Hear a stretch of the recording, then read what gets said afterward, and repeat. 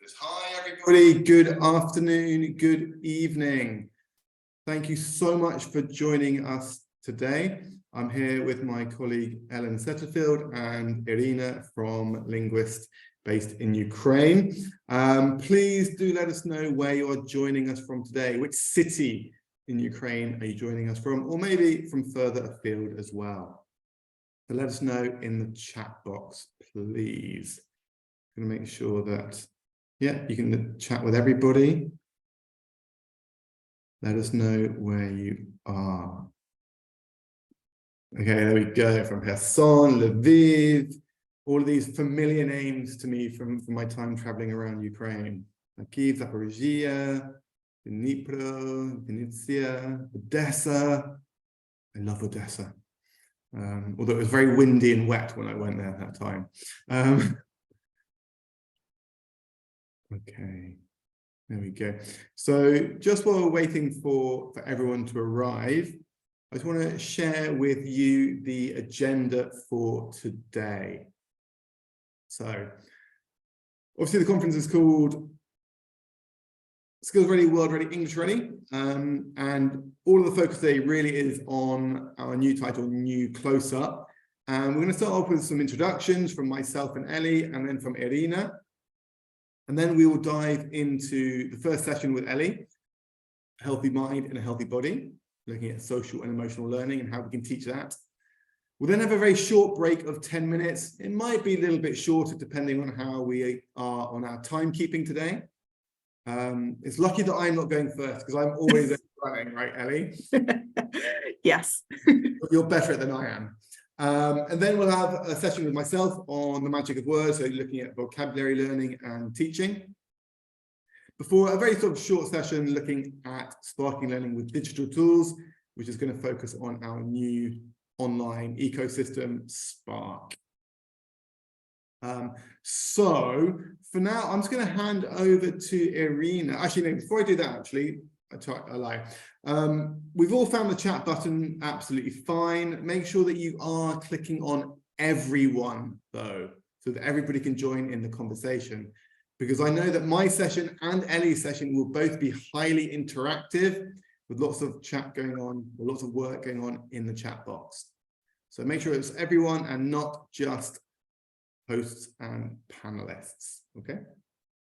So for now, I'm just going to hand over to Irina, who is going to share a couple of slides and have a little word with you all. So Irina, over to you. Yes, thank you. Okay.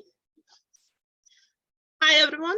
It's nice to see a lot of people today with us. I'm Irina. I'm an OT consultant of Linguist company. You know, we are proud suppliers of study materials for National Geographic Learning in Ukraine. And also, I want to share with you something that I found really inspiring. We have a really fruitful connection and partnership with National Geographic Learning as linguist, and I want to show you that we already have done a lot, webinars, conferences, meetings, also some trainings, and even competitions. You know, right now we are having one of competitions very closely related to secondary school. And also, I want to mention that we are really proud of this partnership, as we received a lot of support from Cengage Group and also National Geographic Learning in this crazy period of our history. We received moral support, we received kind words, and also we received a lot of ALT support. You know, you can always contact us and ask for support if you're teaching with National Geographic Learning titles. And if you only want to take a look at our work, please visit our site, National Geographic Learning Ukraine, or contact me directly using my phone or email.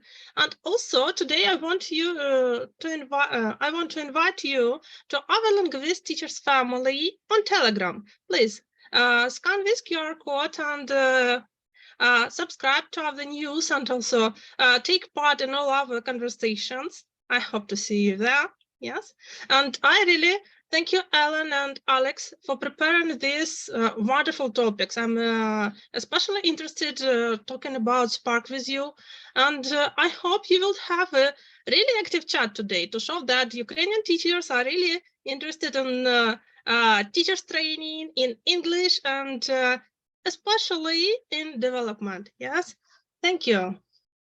Thank you, Irina. And I just want to sort of add to that as well, actually. You know, yes, we're supporting you, but you also support us as teachers. You know, I was talking to Ellie earlier about how inspired I am as a teacher trainer by the pure dedication from Ukrainian teachers to continue their own development. You know, we had over 1,300 teachers sign up for today's session, which quite frankly is astonishing, especially with everything that's going on. So, you know, we have absolute respect for you. You inspire us to want to be better ourselves. So thank you to all of you for joining us today. On which point I'm going to hand over to my colleague Ellie, who is the Young Learner Product Marketing Executive at National Geographic Learning. And she's going to be talking to you today all about a healthy mind and a healthy body, looking at the idea of social and emotional learning in the classroom, which is especially important in this day and age. Although Ellie just seems to have disappeared for a moment. So I'm not too sure what's happened there. We'll just have to wait for her to come back in. Just bear with us for a moment.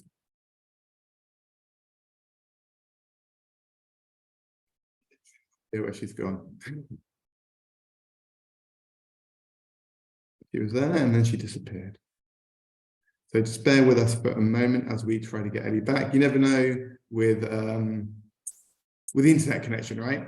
It affects all of us wherever we are in the world. And thank you for commenting on my background, Victoria. It's a beautiful background. It is one of the covers of New Close Up.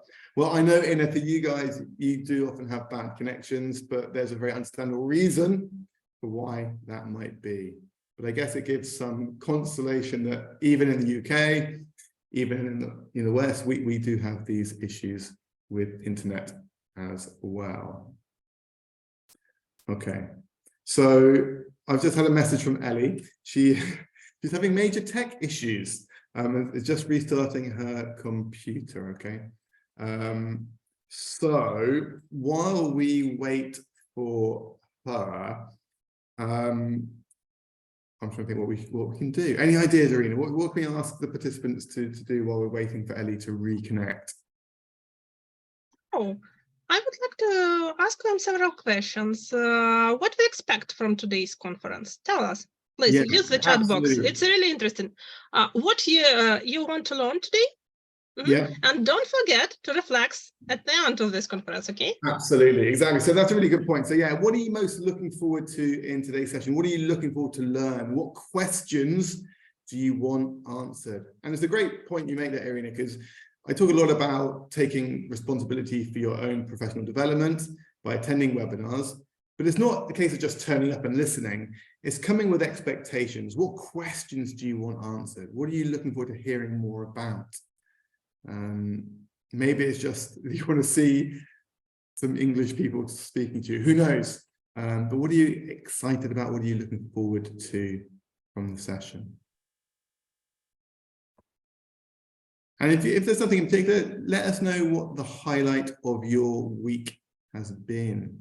And actually, just think about it, because obviously we're sort of in and around Easter. I actually visited Kiev, must have been 3 or 4 years ago, at Easter time. And I remember really clearly going into the main square, and there were all these beautifully decorated eggs everywhere. And I was really, inspired by that and impressed with it, because it's not something that we necessarily do in the UK like that. But clearly in Ukraine, there was a real passion for those events. Yes, and we try to make it bright and colorful. That's why they discussed a lot of color today, and I believe it's about that we try to have colors around us. Yes. Well, I mean, and Oh, I see we have a lot of ideas why people are joining us today. good. Yeah, good advice with stress. Lovely. Thank you, Irina. Absolutely. Resilience. I mean, resilience is such an important value. It's not even a skill. It's something that's innate within us. It's a mindset. So important that we develop resilience in all students, especially those in Ukraine going through incredibly tough times at the moment. Okay, so Ellie's just messaged me that her computer is now coming back to life slowly, and she'll be joining us imminently.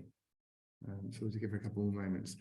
So yeah, looking at interactive ways to teach. Yeah, we'll look at that certainly during the Spark session. New ideas, well, hopefully, well, I know in Ellie's session and my session, there'll be plenty of new ideas for teaching. What else we got there?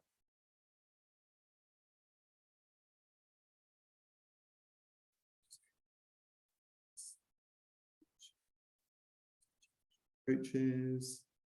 Well, that's very kind of you, Svetlana. Webinars with Alex are always fantastic and useful. That's very humbling. Thank you very much. But thank you to you guys for attending. Yes, I need to say that you have a really loyal fan base in Ukraine. Every time that I'm saying that we have conference, the first question is Alex planning to be there? We really want to see him. You know, that's one. I'm going to tell you a little story very quickly. I was at a conference in Dublin in February, and this teacher comes up to me and goes, "Oh, Alex, I was so excited when I saw your name on the schedule." I'm like, "Oh, wow, it's amazing. It's lovely to meet you." She goes, "Oh, look, you were the first teacher I ever saw. You came to, I think it was up in maybe Chernihiv, maybe, in Ukraine. Her first ever conference was one of the National Geographic Learning tours.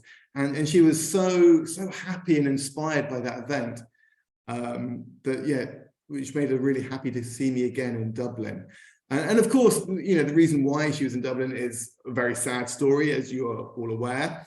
But it just made me realize that, you know, the impact we can have as teachers on our students. So, you know, as teachers, you are my students when I'm working with you. So to know that I have that impact on you is really humbling. And the same for you with your students. Anyway, Ellie is back. And we can stop chatting away and hand back to Elliot. Everything okay, Ellie? Hello, I'm hoping so. I'm so sorry. I literally went to start sharing my screen, and my mouse disappeared. It would not work. It would not let me click anything. It would not let me do anything, but I've restarted my computer. I think we're back. Ellie, I just want to say one more thing before we hand over to you properly. Of course. I didn't say at the start, but I know that it's a long session. Maybe you can't stay for all of it. That's okay. We are recording the whole thing. This will be shared with you tomorrow, along with the certificates. So there's always questions about certificates. Don't worry, you will be getting it in an email tomorrow, round about this time. Okay. So Ellie, let's try screen sharing again. Let's hope it doesn't crash on you a second time. Fingers crossed. Fingers crossed. Right. Does that look good? You're looking good. Brilliant. Alex, just to check, did you already mention about using the Q&A function or not? I didn't, but it's fine. We're good. Okay, that's fine. Okay, that's fine. I will just quickly mention it.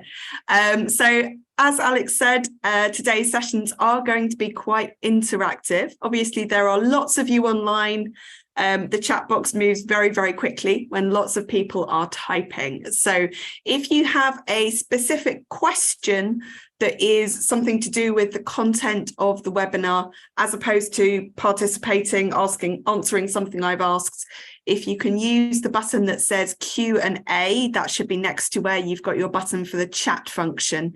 And that makes sure that it will all be safely in one place. It won't get lost, and we'll be able to go back to your questions at the end. Okay, so let's get started. So as Alex said, we are going to be talking today about social and emotional learning, and that is going to be with reference to our series New Close-Up. And what we're going to be thinking about in the session is firstly, what social and emotional learning is. Then why we should integrate it into our lessons and how we can do that. So in the chat box, I'd like you to tell us quickly how you are feeling today.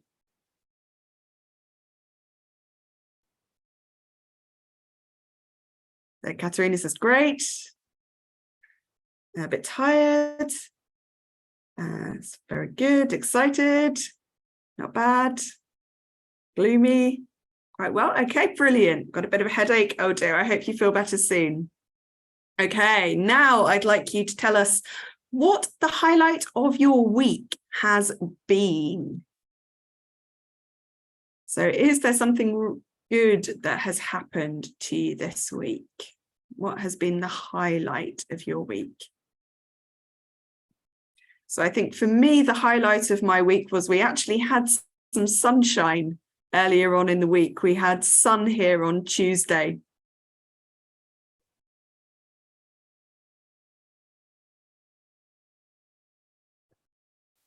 See, Henny says, tulips gave the first flowers. That's always nice to see. Successful lecture, gave some time with your friends, buying a cot and stroller, visiting friends, flowers from your husband. Ian, okay, so some nice little highlights. Obviously, I appreciate it is very, very difficult situation at the moment, but some good, tiny positive things in there. Daffodils survived the snow. That's always a good thing.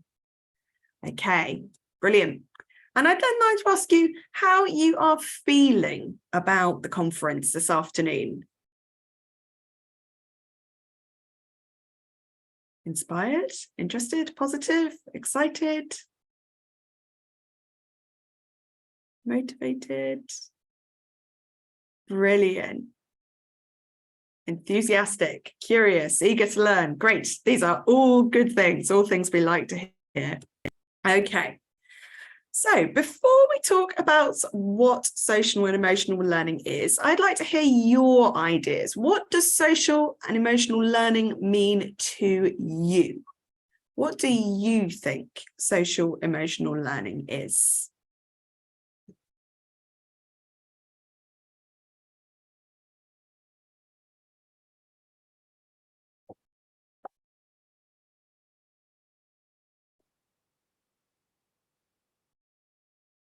It's being safe, feelings and emotions, having positive feeling when learning through emotions, when everyone feels good, both teachers and students, being aware of differences, sharing emotions, synergy of students and their teacher, constant interaction, the effective element of teaching and learning.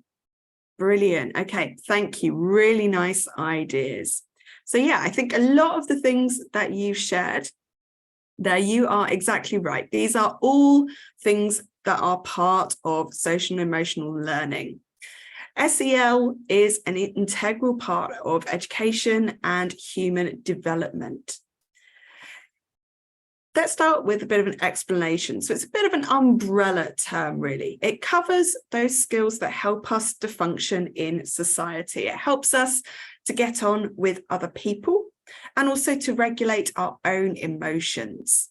Different organizations have come up with their own categories of things that SEL includes and their own lists of ideas, but you can see just one definition here. So it's the process through which young people and adults acquire and apply the knowledge, skills and attitudes to develop healthy identities, manage emotions. Lots of people mentioned managing emotions there.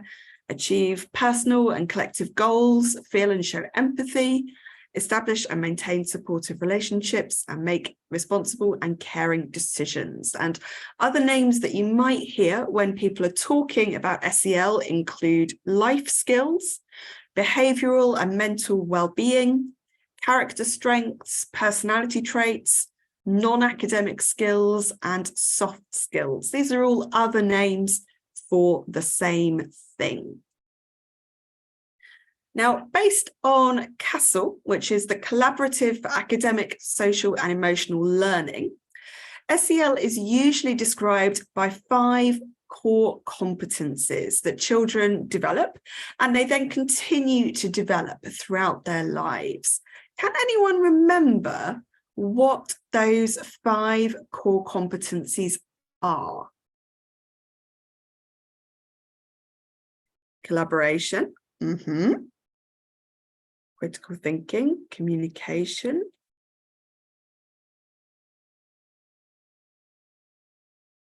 assistance, cooperation, creativity, support. Good ideas here. Yeah, so lots of the things that you're saying here, they do come into these 5 categories, but the 5 things that CASEL have mentioned, Alex, I'm not going to you know them, are self-awareness, self-management, social awareness, relationship skills, and responsible decision making. And we're just going to unpack those a little bit and see what kind of things these actually include, because they actually include a lot of the things that you've just mentioned in the chat. They come under these umbrellas. So the first category, self-awareness. This is about recognizing your own emotions and your own values, as well as your strengths and the challenges that you are facing. And you can see some of the things that come under self-awareness on the screen right now. So it's things like identifying who you are, what things are important to you. It's identifying and understanding things to do with how you feel. And it's also things to do with having a growth mindset or experiencing self-efficacy. Our next section, self-management. This is to do with managing emotions and behaviors to achieve one's goals. So first, you're recognizing your emotions, recognizing and understanding your behaviors, but then managing those, using things like stress management strategies, using things like self-discipline or self-motivation, and being able to then harness your abilities to do things, to meet goals, to plan things, to organize things, to work together with other people to achieve things. Our next category is social awareness. So this is showing understanding and empathy for others. Lots of you mentioned things to do with communication, things to do with collaboration, and that's where this starts coming in here, because in order to be able to communicate effectively with other people, in order to be able to collaborate effectively with other people, you need to be able to understand where they are coming from. You need to be able to understand that they are equally human. You need to be able to understand that their perspectives, their experiences, their thoughts and ideas may be different to yours, but that doesn't mean that you can't work together. We then move on to relationship skills. So this is a logical progression, really. You're going from things to do with social awareness to then relationships, forming positive relationships, working in teams, dealing effectively with conflict. And then our final category is responsible decision making. So here we're looking at making ethical, constructive choices about personal and social behaviors, understanding how your actions have an impact on other people and on the world as a whole. So, does all of this sound familiar? Well, I think it probably does. And there's a reason for this. It's because a lot of the other things that we teach come under the umbrella of SEL. Priчин in 1986 cites motivation, self-confidence, and anxiety in the effective filter hypothesis as 3 categories of variables that play a role in second language acquisition. So in essence, when feelings or emotions such as anxiety, fear, or embarrassment are high, it becomes difficult for language acquisition to occur. Bandura's theories on self-efficacy, the belief in your own ability and your confidence in achieving something, foster emotional health and well-being. So that leads into SEL. Carol Dweck's work on growth mindset, the ability to overcome challenges and failures and to come out the other side stronger, using failure as a springboard for success.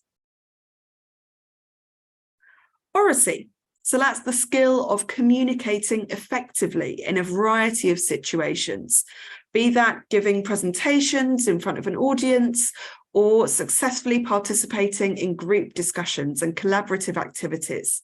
It's also the skill of listening actively, reading group dynamics, and facilitating shared decision-making. CEFR mediation. Mediating concepts, facilitating group work or communication, and facilitating a space with many different cultures. We talk a lot about interpersonal or global skills in our English language classroom. And we might be thinking about things to do with the UNESCO 4 pillars or the OECD global framework. 21st century skills. Lots of you I saw mentioning 21st century skills when I asked you what is social and emotional learning, what does it include, what do you think the 5 categories are? And that's because those skills do play a major part in SEL. Collaboration, communication, critical thinking, leadership, flexibility, initiative, they all have a valid part to play. And finally, reflective learning, because an important part of the learning process is for students to step away and reflect on their experience. So all of these things lead into SEL. There's a lot of crossover between them. So why is all of this important? Why does it matter for us as English language teachers? What do you think? What benefits do you think might come from incorporating SEL into your teaching?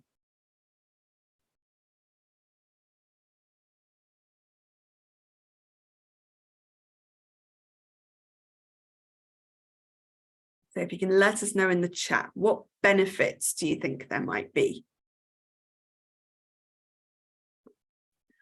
To develop students' soft skills, motivation, a more harmonious classroom, growth mindset, making global citizens, motivation. Motivation again, definitely. I do agree. I think teaching these skills and helping students to develop these skills actually is really motivating because it's something that students can see is immediately applicable to their lives, to themselves. Accepting diversity, self-confidence, understanding how to teach every person in the best way. Brilliant. Yeah, definitely. Really good benefits there. Thank you. So I wanted to share some of the benefits, some of the reasons why SEL is worth including in a curriculum. So there are a number of studies that have been conducted around this question, and particularly notable are the results of a 2017 research study, which included 82 different programs, 97,000 students between kindergarten and grade 12, and which monitored the benefits of SEL following the end of the study. So these studies, this research showed that students who had received SEL input showed an improved academic performance. They improved their SEL skills. They had a positive attitude, positive social behaviours, fewer conduct issues, fewer emotional issues, and less drug use. There was increased participation, better academic achievement, better mental health and self-esteem, better motivation. Lots of you said motivation. That was indeed a factor. And these benefits were the same regardless of socioeconomic background, race, or school location. So it wasn't culturally specific. It wasn't only found in one particular type of context or school. These skills are also demanded by employers. They're valued by teachers and parents, and they impact positively on global citizenship. And I wanted to just focus momentarily on those last 3 points. So firstly, that SEL skills are demanded by employers, because ultimately when teaching teens, as we do with New Close-Up, we know that we need to prepare them with the skills they need to transition from their teens into adulthood. And that means that the skills that they need that will be valuable for them as they leave education and move into the workforce. So as you can see from this slide, the top 10 skills identified by the World Economic Forum all involve social and emotional competence. They are all really important skills that employers want their employees to have. Now, it's not only employers that want social and emotional learning skills, it is also teachers. And teachers also value SEL, and they want to see a greater emphasis on it in schools because of these reasons. They see all of the positive effects that SEL has on their students. And of course, we want to know a little bit about what parents think as well. Parents also believe that these skills are important.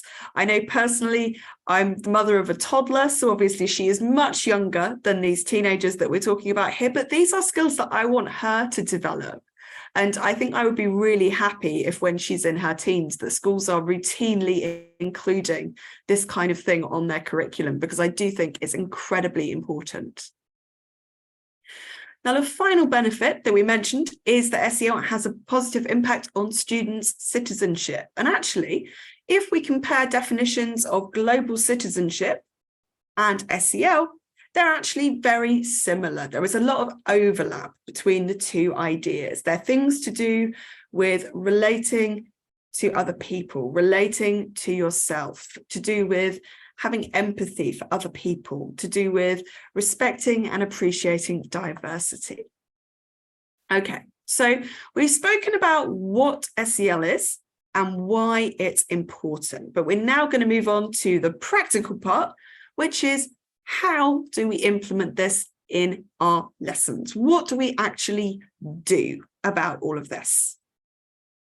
Well, the first thing that we need to do, most importantly, is we need to make sure that it is integrated, because all of the research has shown that we don't want SEL to just be something that is studied on its own in isolation. It needs to be something that is integrated between different aspects of students' education, between different aspects of their lives.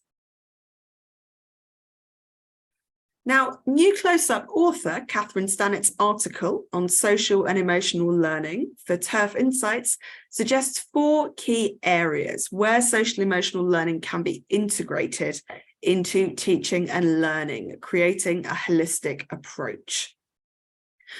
If you scan the QR code here at the top of the page, by the way, it will take you to the full article. Or if you don't have a QR code scanner or you don't have it handy, you can just type in Kath Stannett, social and emotional learning, and it will be on the search results. The article is written for TERF, that's TIRF Insights. So first, we can think about the content that we use. Then we can think about how we put this into practice in our classrooms, the types of activities we do, how we structure our teaching and learning. Now, in best practice, We draw these activities that focus on the development of social and emotional skills across the whole school. We don't just focus on what we're actually teaching our students in their syllabus and their curriculum, but we also think about including things like feedback, marking, and teacher training. And then finally, in best practice, we want to extend SEL out to the wider community. We want to share what students have learned with parents and caregivers and using role models from society. So obviously, there is a huge amount of content here. There are lots and lots of different ways that we can develop our students' SEL skills. And there are lots and lots of different areas that are important for us to focus on. But because we are obviously limited with time, for the remainder of this session, we're going to focus on two specific areas, which I think are particularly relevant to the inclusion and development of SEL in our classrooms. So the first thing that we're going to focus on is how to develop our learners' oracy skills. So as we said, oracy is the skills of speaking confidently and effectively, giving presentations, but also expressing ideas and working well in collaborative tasks and discussions. So we can see here that there are clear links between the benefits of oracy and the benefits of SEL. Developing students' oracy skills leads to higher academic success in exams, improvement of students' language skills and literacy, has a positive effect on cognitive development, and a positive impact on self-esteem and well-being. And again, 97% of teachers, 94% of employers, and 88% of young people believe that life skills such as confidence, motivation, resilience, and communication are as important or more important than academic qualifications. Now, this framework outlines some of the skills that make up oracy, but there's a lot here. Again, the ones that we particularly want to focus on for SEL are these ones here. So we're thinking about social and emotional learning in relation to it. So many of these things match to SEL goals: building and maintaining relationships, decision-making, social awareness.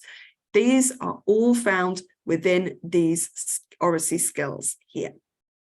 So how can we implement this in our classroom? Well, the first thing that we can do, the first idea, is to set ground rules in our classroom. But what exactly are ground rules? Why are they needed? Well, these are things that we are going to agree on at the start of the school year, ideally, although if you want to agree on them at a later point, that's fine. You can also do that. So this is setting a set of rules for students to remind them what is needed for effective communication.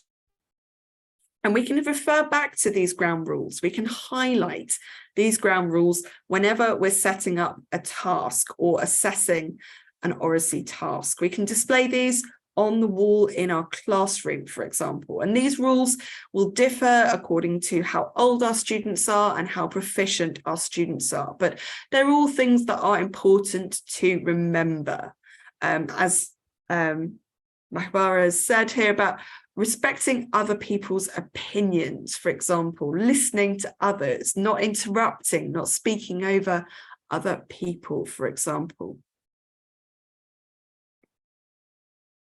Now, we can also encourage our students to come up with their own ground rules. We could pose these sorts of questions to our students and ask them to come up with their own rules, their own ideas. Now, our second activity to develop oracy skills is talking points. So this involves giving students thought-provoking statements which encourage them to talk to each other about a topic. And it's vital to note that talking points are not questions, they are statements. And the reason for this is that research has shown that statements generate more imaginative and longer responses from students them questions on the same topic. So discussing statements such as these in pairs or in a group requires creative, analytical, or evaluative thinking. Students need to provide reasons for what they say and to share their personal experiences and understanding. There's no right or wrong answer here. So we can give our students statements such as these ones and ask them to discuss in their group. Do you or in your group agree with these? Do you disagree? Are you unsure? And why? We can also ask our students questions such as these. We can get them to focus on their own experiences and get them to relate their own experiences to a photo, focusing again on developing their emotional literacy and thinking about how they feel. So how does this photo make you feel and why? What else makes you feel this way? Does it remind you of anything? Do you think it's positive or negative, and why? So although it's a group discussion task, we're still practicing those SEL skills. We're still asking them to think about feelings, think about emotions, and to understand when they had these feelings or emotions and why. Now, once our students are confident and comfortable in talking about their emotions and their experiences, we can challenge them to put themselves in other people's shoes. So in the previous exercise, we were thinking about the student's own experience. How does the picture make them feel? Here, we're asking them, how do you think the people in this picture are feeling and why? How would you feel if you were in the photo and why? So we're encouraging our students to empathize with other people. How are they feeling? What are they thinking? Now, we mentioned how there is a crossover between SEL skills and oracy skills in terms of pair and group work. Our students need to learn how to practice teamwork, collaborative problem solving, and communicate effectively. This means learning how to listen actively, how to respond appropriately, how to take turns. By providing our students with useful language to support them in collaborative tasks, we can then support them to do all of these things. So you can see an example of some useful language here, things that we might want to support our students with. And again, this is something that we could display on the wall in the classroom, or that we could give our students a copy of to keep as a reference point for when they're doing these collaborative tasks, when they're doing these discussion tasks. Now, our final way that we're going to develop oracy skills is through project work. Working together in a group gives learners opportunities to use all of that language. It builds on their social awareness by asking them to take others' perspectives. And it develops their relationship skills as well by requiring them to communicate effectively, take leadership roles in group work, work in a team to problem solve, and to resolve conflicts constructively. And again, you can see here some more examples of useful language that it can be good to give our students as support when they're doing this kind of work, to encourage them to communicate effectively, to encourage them to collaborate and work together effectively. And working in pairs and groups and doing project work in pairs and groups is hugely beneficial to our students as well. It's something that it has been shown that it leads to improved achievement. It helps them to develop these social and relationship skills. It increases their motivation, and it can as well lessen the stress of contributing in a whole class situation. Several people mentioned earlier in the chat about treating each learner as they best need to be treated. teaching them as you can best teach each individual. Project work gives us the opportunity to do that because students can work at their own pace. They can participate how they feel comfortable in participating. So those are our ideas for developing oracy and how that can in turn develop our students' SEL skills. But now we're going to think about incorporating specific SEL and reflective tasks. So this is another way to incorporate SEL into learning, and we can adapt this to focus on the different areas, but it's especially good for self-awareness. So the first thing that we can think about when we're incorporating specific SEL activities is encouraging our students to identify and name their emotions, a bit like we did at the beginning of this webinar when I asked you how you were feeling today. And the reason for this is because feelings identification is a major part of self-regulation, empathy, and social skills. When students can identify their own feelings and the feelings of others, it can be easier for them to respond appropriately. One of the best tools for teaching students how to identify feelings is a feelings chart. And you can see just an example of a feelings chart here.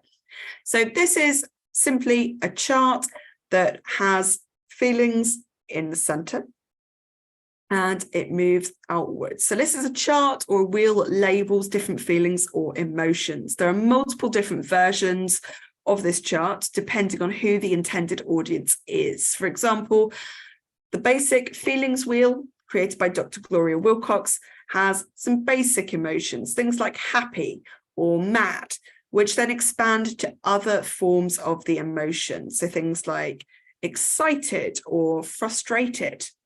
And then they expand outwards and outwards and outwards, giving you many different emotions to choose from. Now, a simple activity to do with a feelings chart can be to ask students to select a feeling at random and then ask them to tell their partner or to tell a group a time when they felt that way. You see a more advanced version of the feelings chart here. So this one, you've got a few more options, but it's still fundamentally the same thing. You've got the overall emotion in the middle, so happy, for example, but then as you move outwards, you've got different versions of happy. Now, we can also have an SEL question of the day to use at the beginning of or at a set point during our lesson, forming a regular part of our routine. So that could be something like this. What's the nicest thing a classmate has said to you? How did you respond? Or if a new student joined your class, what could you say or do to help them feel welcome? Which one of your friends do your parents like best? What is it about that friend that your parents like? Have you ever felt left out by your siblings or the other kids at school? What was that like? Or what is the most difficult part of working with a group or team at school, and how do you cope with that? So these are all quite broad questions, and I think they're all quite interesting questions. If we had more time available, I would ask you to discuss one of these, because I think actually these are have the options for really interesting conversations. But they all, as you can see, have a theme as well that is related to SEL. Now, you can also teach your students a popular coping technique for anxiety. So when they are feeling anxious or overwhelmed, you can have them take a deep breath, take in their surroundings, and answer the following questions. And you can do this by focusing on one finger for each of these things as well. So hold onto your thumb. What are 5 things that you can see? And the next, 4 things that you can feel. 3 things that you can hear. 2 things that you can smell. And 1 thing that you can taste. I think this is a really nice activity to do potentially before exams, for example, just to help everyone calm down, focus on what they need to do, stop worrying, stop stressing, and just notice what is actually going on around them, not what is going on in their head, which is potentially blowing things out of proportion, which is maybe making them worry or panic, but just focusing on what is happening here and now and noticing it with their senses. Now, if you want to develop your students' creativity through this technique, so not just using it as a technique to calm down, but also using it as a bit more of an English language teaching activity, you could show them a photo and ask them to imagine that they are in the scene, and then the same 5 questions. So if they were going to be in one of these photos, for example, I would imagine that the things that they can see and feel and hear are going to be very, very different to the things that they can see and feel and hear in their own immediate environment. Now, another example of explicitly teaching SEL skills in the classroom is seen here in this activity from New Close-Up B1+. So here, students are reflecting on how to form positive habits. I think we will do this one together, actually. So, okay, we've got to match the 6 steps to a positive habit with the headings here. So, number 1, would anyone like to hazard a guess which heading goes with number 1? So decide what change you want to make, and when and how often you are going to do it. Which one is it going to be? A, B, C, D, E, or F?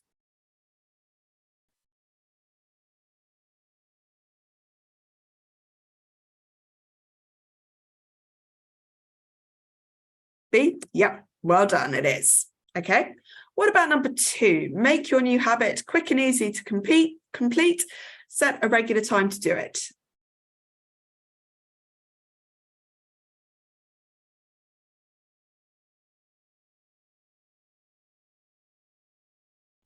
B, yep, we are right. Make it manageable. What about number 3? Note your progress, link something positive with it.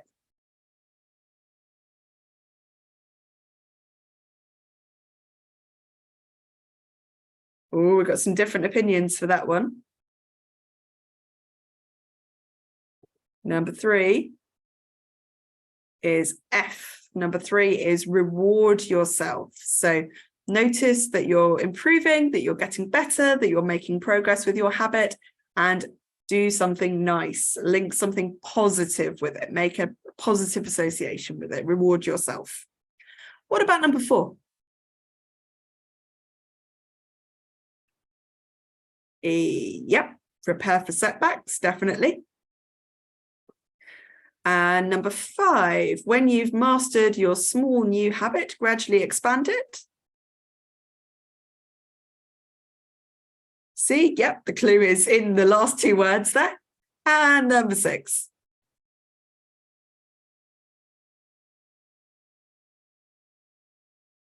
Is the last one that we haven't had. So acknowledging success. I agree, actually. I think number 6 and number... See, actually, I put in the answers that number 3 and number 6, but I think actually number 3 and number 6 could be swapped, couldn't they? So number 3 could be acknowledge success and number 6 could be reward yourself. They're both quite similar. So I think I would allow either of those. Okay, but yeah, so that activity there, we're teaching our students how to develop a positive habit and getting them to think about and reflect upon their own behavior and maybe how to change that behavior. We can also see additional examples of explicitly teaching SEL content here. So you've got self-management, identifying and using stress management strategies. How do you cope with stress? What do you do when you are stressed? You've also got self-awareness, identifying your emotions. You've got relationship skills, where you've got communicating effectively, seeking or offering support when needed, so giving advice to someone. And you've got social awareness in there as well, showing concern for the feelings of others. Again, here in this example, we're thinking about building resilience. So again, we're identifying the areas that we can change our behavior, and we're also, again, giving advice about it, thinking about a problem, working out how we can deal with that.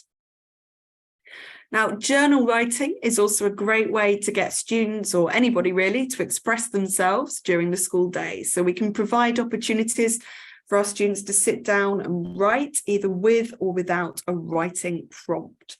So that could be things like, how am I feeling about my learning in today's lesson and why? What did I learn in the lesson? What did I do well? What could I do better? How can I improve? But we can also think about more SEL aspects. We can ask ourselves, did I demonstrate empathy and kindness? Or was I a good group member today? Did I help my classmates? So encouraging our students to identify and process their emotions there. Now, finally, we can also use exit tickets to encourage our students to reflect on themselves and on their learning. So an example of this is a reflective activity called Rose, Bud and Thorn. So here we ask our students to think of something good that happened this week. The bud is something that they are looking forward to, and the thorn is something that I need to work on or something that I need to get help with. So this is a great warm-up that students benefit most from when it's part of their daily or weekly routine, something that happens regularly, and it's something that we can use with learners of all ages.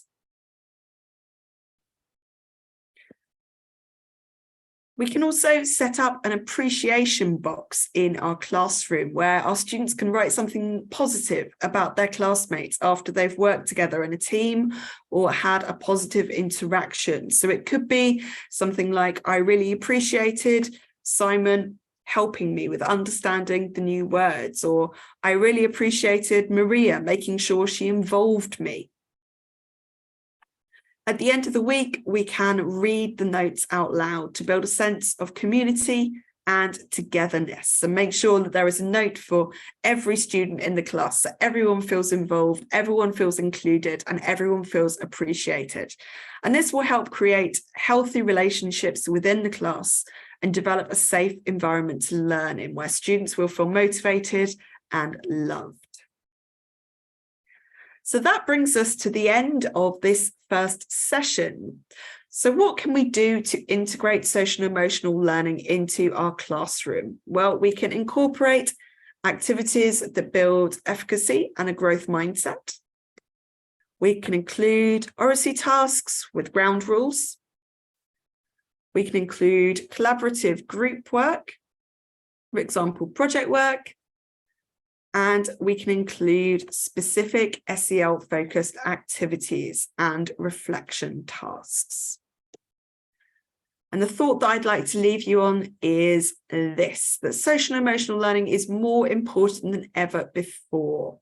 Students are learning to navigate a new normal, and this can lead to a range of emotions. Students have had their world turned upside down in recent years.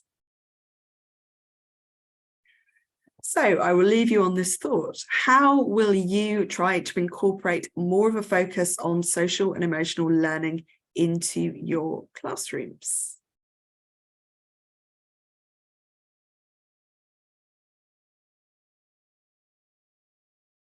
Wow, thank you so much, Ellie. And I mean, I think we should do an appreciation box for you, right? So, you know, you're already showing your appreciation for Ellie in the chat. But, you know, feel free to sort of add any other comments as well.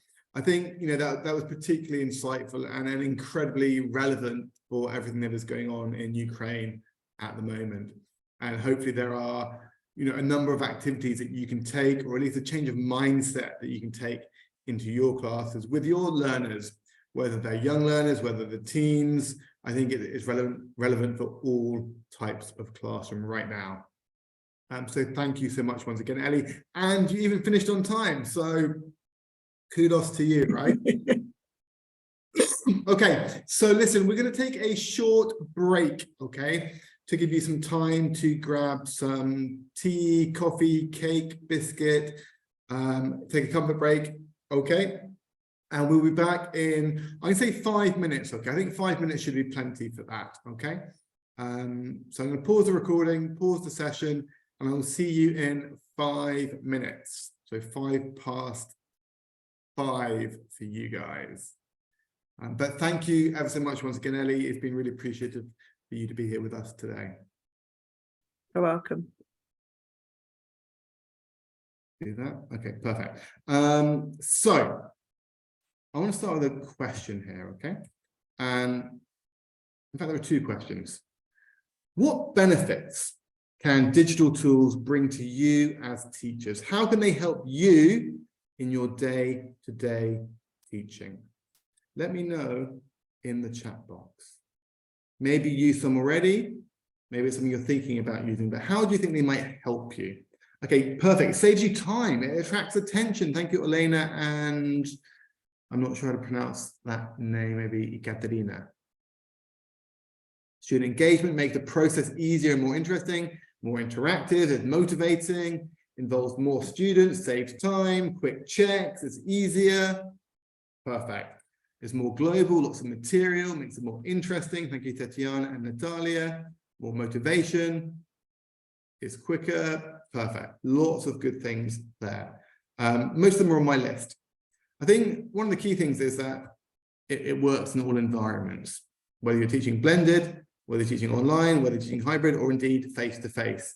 Digital tools can help you whatever your teaching scenario. And hopefully, if you're using the one ecosystem, everything is one place. The learning management system, the classroom presentation tool, assignments, assessment. If it's all in one place, it makes your life so much easier. And if we're thinking about classroom presentation tools specifically, all of the audio, all of the videos, all of the answers, it's all there at a click of a button. You don't need to remember to bring your CDs, your MP3 player with all the audio and all the video.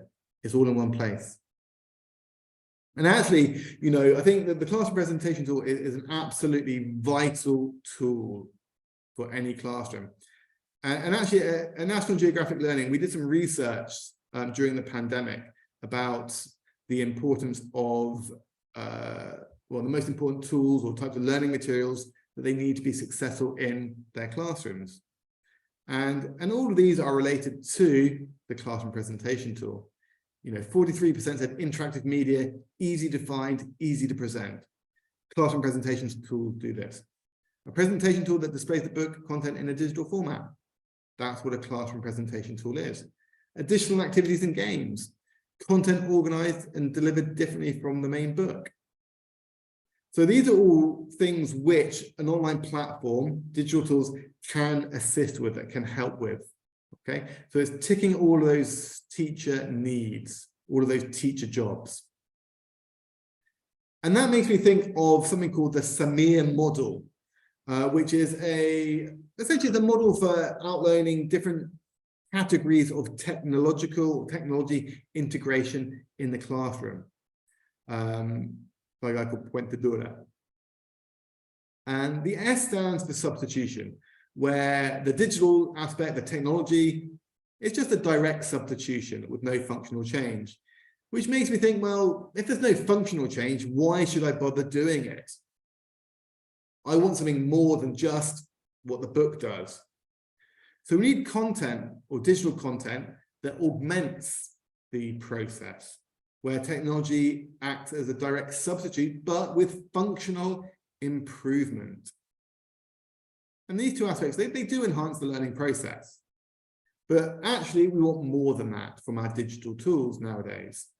We want them to be the M, which is modification, where the technology allows for significant task redesign, where we can do things differently to how that might just be done in the printed course material. And then the R, can anyone guess what the R might stand for in this model? Any suggestions?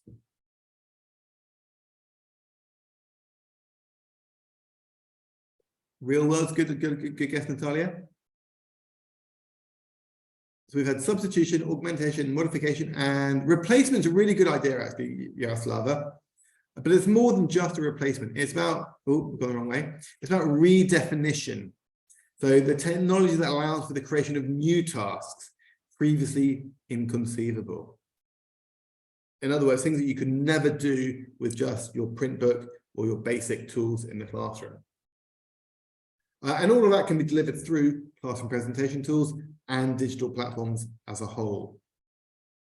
But there are other advantages as well. It allows you to set your homework, your assignments online really, really easily. You don't have to go and do photocopying. You don't have to make worksheets. You can just click a couple of buttons and assignments are made. And in turn, that means it's time saving. Because with online assignments, you don't need to mark it. It all gets automatically marked for you. So it's a massive time saver. You can collect spoken and written records. How often do you get to record your students and have that as a spoken record of them? Very rarely, I suggest. But using an online platform, you can gather recordings of your students really, really easily. And all of that input from assignments, from spoken and written records, allows you to track student progress much more easily. You can see how they are improving, how they're getting along, but also where they're struggling and where they need help. And you can also do that through running student or class reports on individual students. So there are massive benefits to teachers.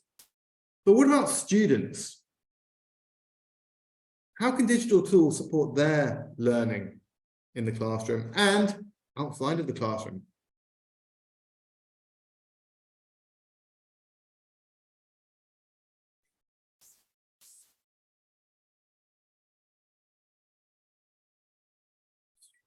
Benefits for teachers, but also for students. It might save them time. It's more enjoyable.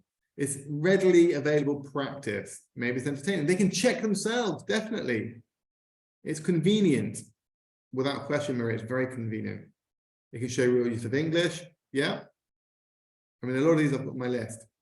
I think a key one for me is, as someone's just said there about digital systems, they're familiar with the learning environment of online. They spend their life online on tablets and computers. So it's familiar to them.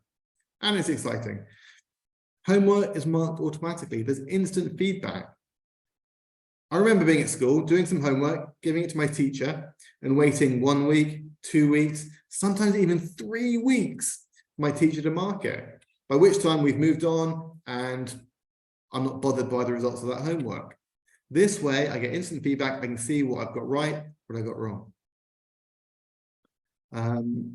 There's additional grammar and vocab support, and they can see and track their own progress.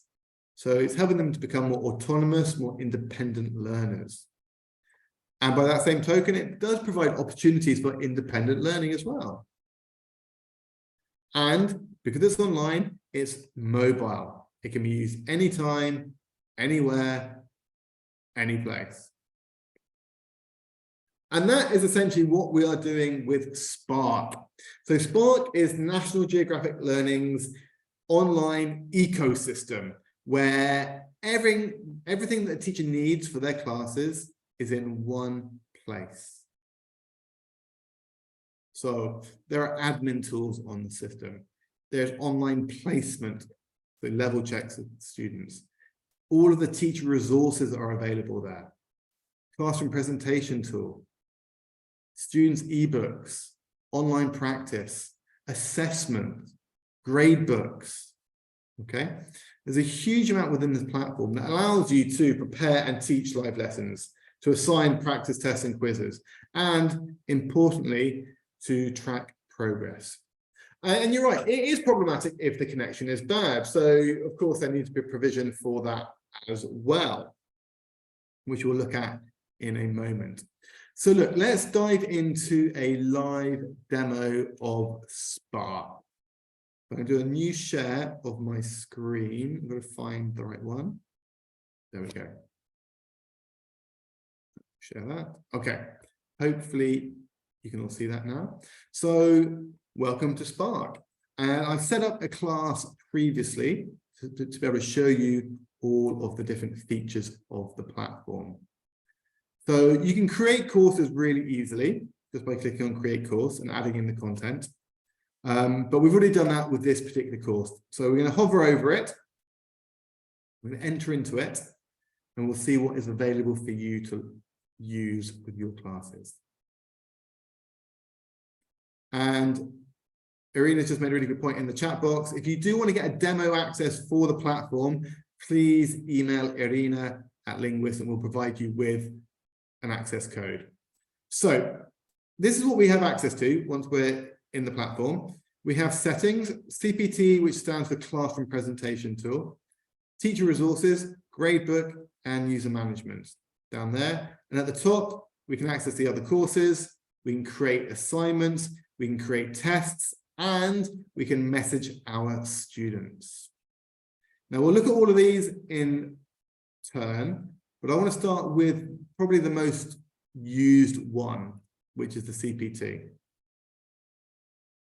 Now, the first thing to say here is you can run the CPT online, or you can download it. So for those scenarios where your internet is not reliable, you can download it to your Mac, you can download it to your Windows, or if you're using Linux, you can download it to Linux as well.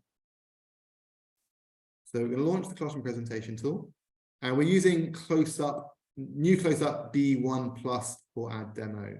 Okay. We'll give that a moment to load. Maybe my internet connection is not great. Okay, there we go. So can I ask somebody in the chat box to pick a number between 1 and 12? Whoever says first. Okay, Victoria, Unit 5. There we go.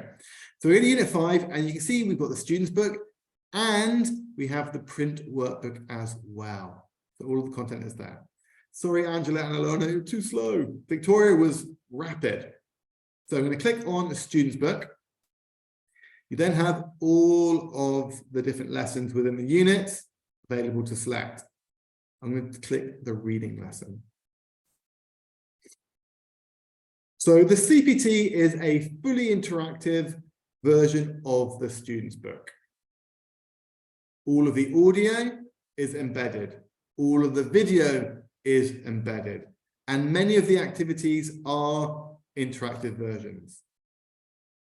So there are some basic tools which you can use to navigate around the page.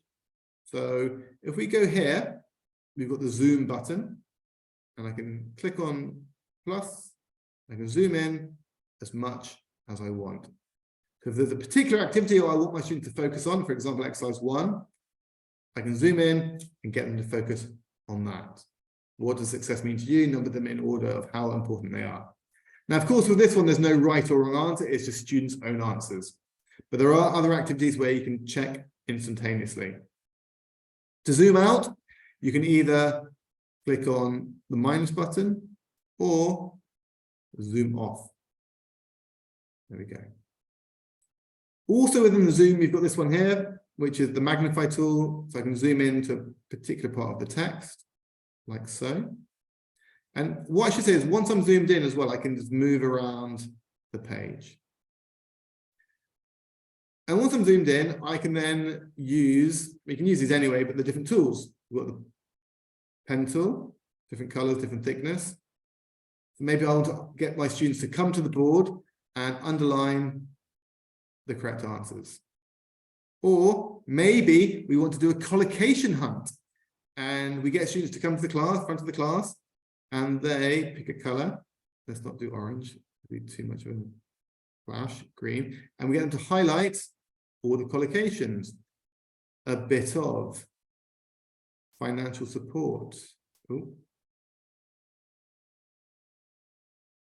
Big ideas, big successes, and so forth. So they can highlight, underline, whatever it is they want. To remove that, you can click on the eraser tool, or you can either undo last action, get rid of all of them, or redo last action.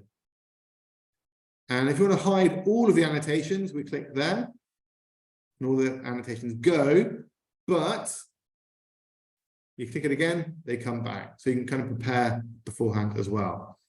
And there's even a little stopwatch. So if you're doing a reading, you say you've got 5 minutes to do the reading, we set it up to 5 minutes, we click start.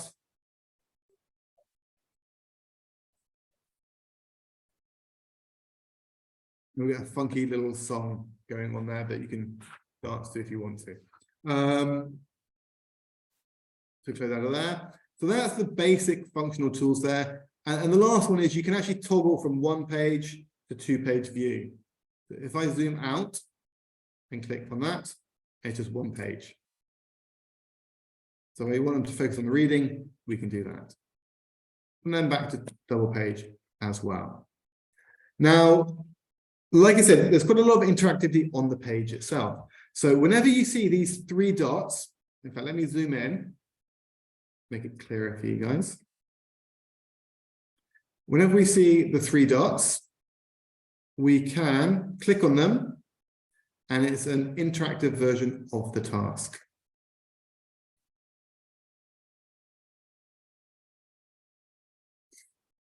So we've got the text, we've got the audio of the text as well embedded there. So all of the text come with 5 from National Geographic.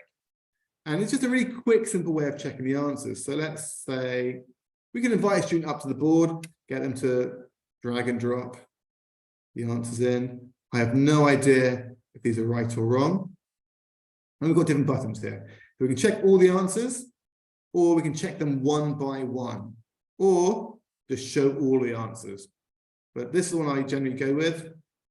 So number 1 was wrong. And there we go, we get all the answers in the right place. Let's do another example of one of those as well. Yeah, now it says complete the exam task. So again, on this one, we've got, it's going to go, oh, crikey, A, B. Okay, we'll just do A for all of them, right? Of course, that's not the right answer, but we then just check one by. So number 1 was C, number 2 was E, number 3 was B, or just do it like that. Which ones are right, which ones are wrong? Show me all the right answers. There we go. So it's just a really quick, simple way of checking answers. Minimal fuss, no hassle, no ambiguity for the students. And if we want to go back to the main menu, so one thing I should also add is that there's a very simple link to the workbook as well. So maybe I want to do a little bit more reading in class. I click on WB for workbook. And boom, I'm straight into, once it loads, the equivalent workbook pages for the reading. Okay, so different reading, I'm straight in there. And to go back, guess what? I click SB, student book. And then to move to the next page, really simple. We've got these arrows at the bottom of the page. Click forwards. There we go. And again, you can see here lots of dots for those interactive activities. For example, this one here is again, another drop-down multiple choice type activity. Check the answers. There we go.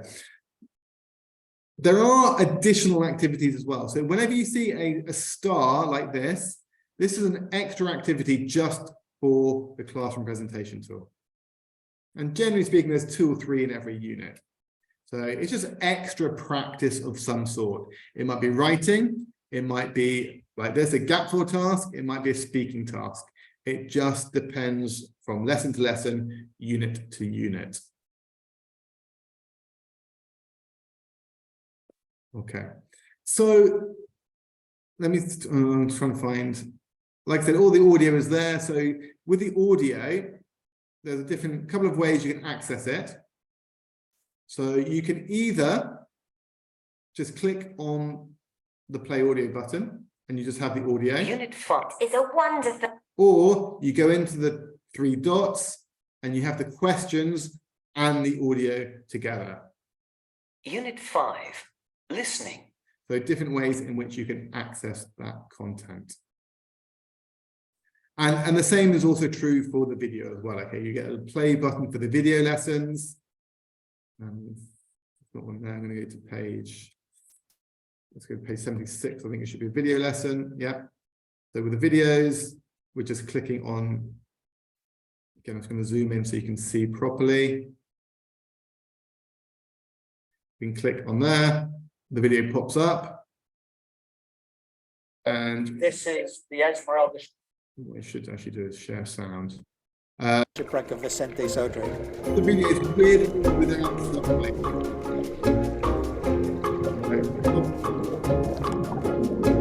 We have over 2,800 individual artifacts.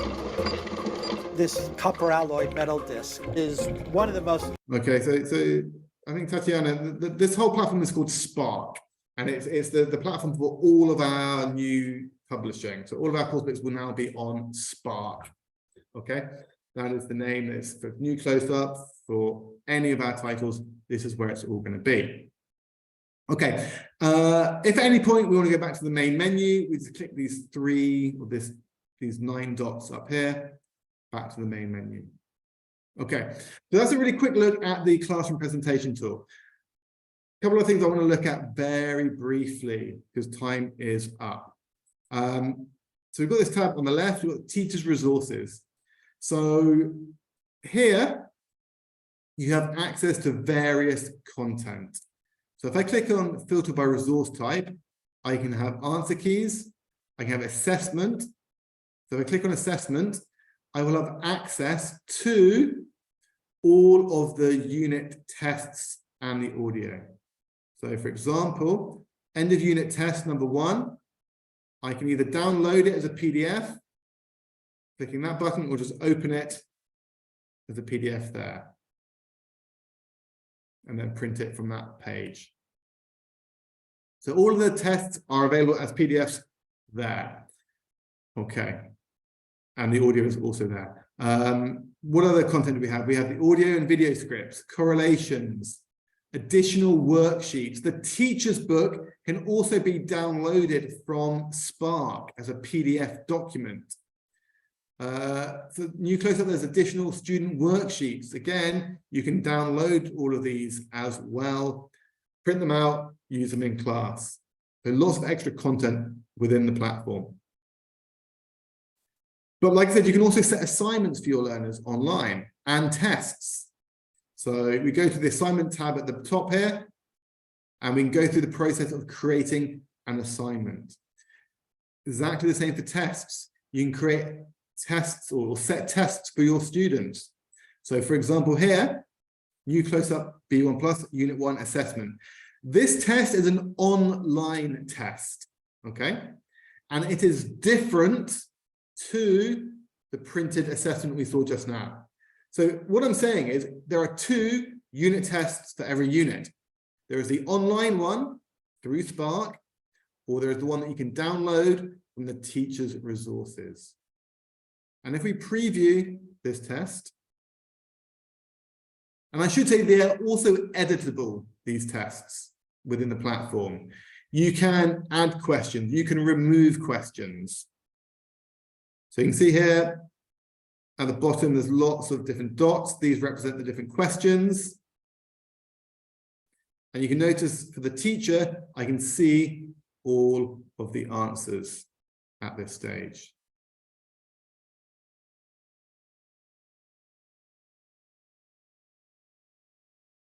And setting the test is really, really simple. Once you've chosen your test, you can edit it if you want by clicking on the edit button. You click on assign, and then you assign it to your class, and you assign a start time, end time. So for example, let's say I want them to do it tomorrow. Yeah, that's fine. Okay, I tell you what, let's do it from today, from 4 o'clock. I'm on UK time here, 4 o'clock PM, and they have to do it by 5 o'clock PM. So you can be really tight about the time frame on how you set the assignment or set the end of test assessment, okay? So students have to basically do it at the same time online. They cannot therefore cheat with each other. You can then do various settings and select the students as well. So it's just a really simple way of setting assignments, assessments, and it's all automatically marked apart from the writing and the speaking. So I just want to show you what that looks like once they've done the assignments. Because once they've done an assignment or a test assessment, that all feeds into the grade book, which is available here. And you can see here, I've got 4 students in this class, and I can see how much of the assignments they've completed. Not very much, these are bad students. I can see the average score for each of the students. I can see when they last logged in, and I can see how long they have spent on their assignments as well. So Alex, well, he's a good student. He spent half an hour on it, but he could do more of his assignments as well. But you can dig deep as well if you wanted to. You can analyze it deeper. So I can click on the arrow, and this will show me all of Alex's results for the different assignments that he has done. So for this piece of assignment, he got 55% and he did 76% of it.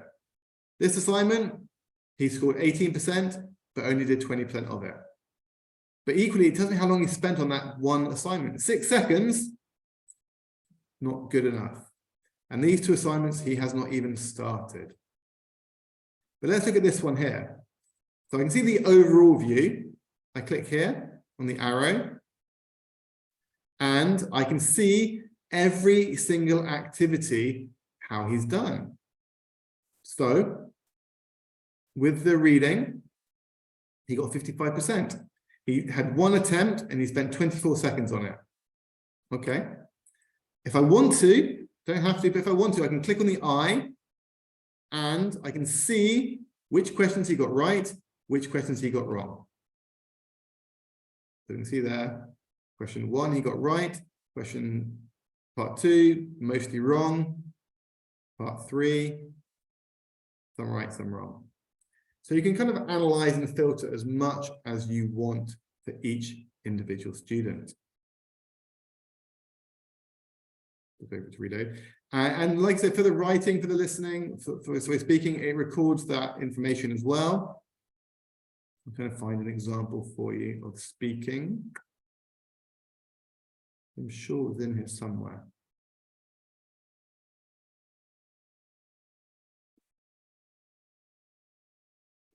Bear with me a second. Speaking, here we go. Click on this one. It should, I hope I have to pick the right one. Exactly. I should be able to make sure I'm sharing sound. Yeah. If I click here, I hear the model. How about this last one? Touching objects without being able to see them. I don't think I'd like that at all. What are your thoughts? Okay, so it's simulating this, speaking to us, and then previously I recorded this. Yes. Oh, it's a very bad answer. Yes. Okay. Yes. Not a good example, but the students would have a longer response to those questions, okay, which you can then grade. So the speaking, the writing, they're not automatically graded by the students, by the system. You go in and do that yourselves, okay? But there's a huge variety of question types that you can set for your students, okay? And like I say, you can use that to run different reports, get insights into how your students are doing. And it's nicely traffic lighted. So anything that's below 50% is red, 51% to 70% is amber, and 70% and above is green. So you get a really quick overview of how your students are doing within the gradebook function. User management, you probably shouldn't need to use too much. It basically allows you to add students to your class, remove students to your class, or indeed you can add instructors as well. So each course can have up to 4 instructors working on it, working together with that class.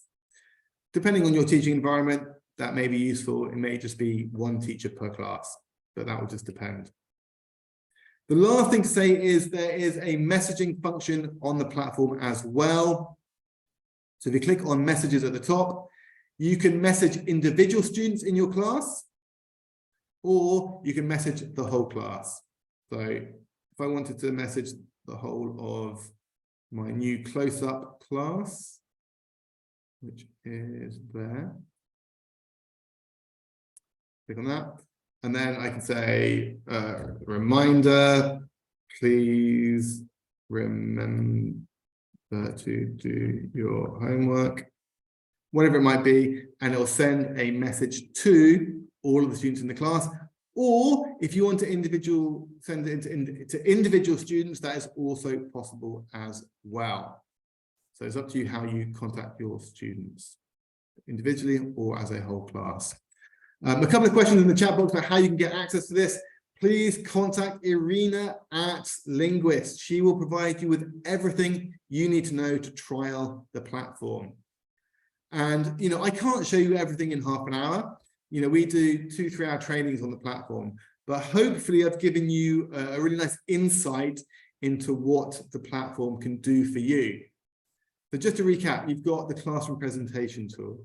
You've got the assignments and tests that you can set.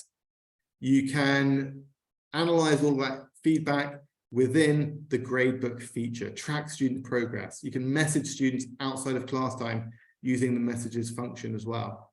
So it's a really hands-on practical ecosystem where everything is there that you need to be successful both in class and even outside of class as well in terms of the marking and so forth.